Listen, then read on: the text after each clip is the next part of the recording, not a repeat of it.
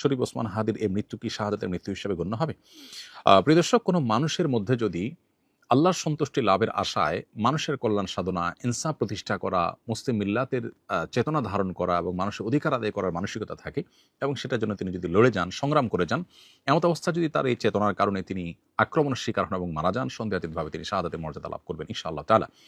ইমানদারের মধ্যে যদি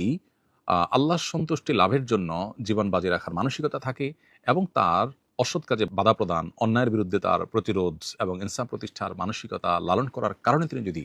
আক্রমণের শিকার হন, তাহলে সেক্ষেত্রে তিনি অবশ্যই শাহাদাতের মর্যাদা লাভ করবেন। সেই জায়গা থেকে শরীফ ওসমান হাদিকে আল্লাহ তাআলা শাহাদাতের মর্যাদা দান করুন, আমরা সেই দোয়া করি। আর এমনিতেই নবী সাল্লাল্লাহু আলাইহি ওয়াসাল্লাম বলেছেন, মান কুতিলা দুনা দামিহি ফাহুয়া শাহিদ। যে ব্যক্তি কারোর হাতে খুন হয়েছে, জীবন রক্ষা করতে গিয়ে তার জীবন খুন হয়েছে, অর্থাৎ সাধারণ ধস্তাধস্তিতে অথবা কোনো ডাকাতের হাতে মারা গেছে, সেও শাহাদাতের মর্যাদা লাভ করেন। তাহলে সেক্ষেত্রে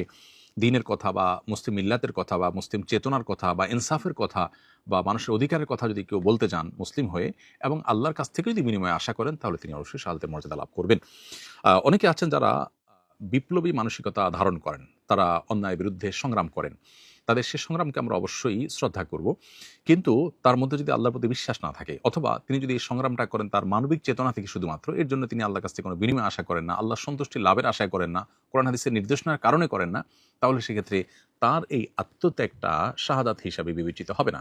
শাহাদাত বিষয়টা আসলে নিয়তের সাথে সংশ্লিষ্ট বিষয়। কেউ যদি আল্লাহর সন্তুষ্টির আশায় জীবন বাজি রাখেন, যা করেন তা আল্লাহকে খুশি করার জন্য করেন, তার জীবন মরণ আল্লাহর উদ্দেশ্যে যিনি উৎসর্গ করার জন্য প্রস্তুত থাকেন, তাহলে সেক্ষেত্রে তিনি শাহাদাতের মর্যাদা লাভ করেন।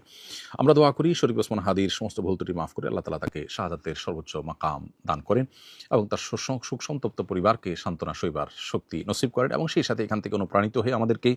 আল্লাহর সন্তুষ্টির লাভের আশায় জীবন বাজি রাখার মানসিকতা আমাদেরকে ধারণ করার তৌফিক দান করুন। বস্তুবাদের এই পৃথিবীতে আমরা বেশিরভাগ মানুষ দুনিয়ার মোহে এতটা মোহাবিষ্ট হয়ে গেছি যে আমরা প্রত্যেকটা মানুষ শুধু বাঁচার জন্য সংগ্রাম করি এবং মরতেই যখন হবে তখন আল্লাহর রাহে আমি জীবন বাজি রেখে যেন মরতে পারি, আমি যেন অন্যায়ের বিরুদ্ধে কথা বলতে গিয়ে যেন আমার মৃত্যু হয়, আমার মৃত্যুটা যেন শাহাদাতের মৃত্যু হয়, আল্লাহর সন্তুষ্টি লাভের আশায় যেন আমি জীবন বাজি রাখতে পারি, সেই চিন্তা সেই চেতনা আমাদের প্রত্যেকটা মানুষের মধ্যে থাকা দরকার, এজ এ ইমানদার আমাদের মধ্যে থাকা দরকার। আল্লাহ রাব্বুল আলামিন শরীফ ওসমান হাদির ভালো গুণগুলো দিয়ে আমাদের তরুণ সমাজকে ভরে দিন এবং সেই তরুণ সমাজকে অন্যায়ের বিরুদ্ধে ইনসাফ প্রতিষ্ঠার জন্য, ন্যায় নিষ্ঠ হওয়ার জন্য এবং মুসলিম মিল্লাতের কল্যাণ সাধন করবার জন্য এবং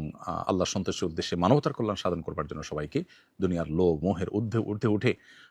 আল্লাহর উদ্দেশ্যে নিজের জীবনকে উৎসর্গ করার এবং নজরানা পেশ করার তৌফিক আমাদেরকে দান করুন।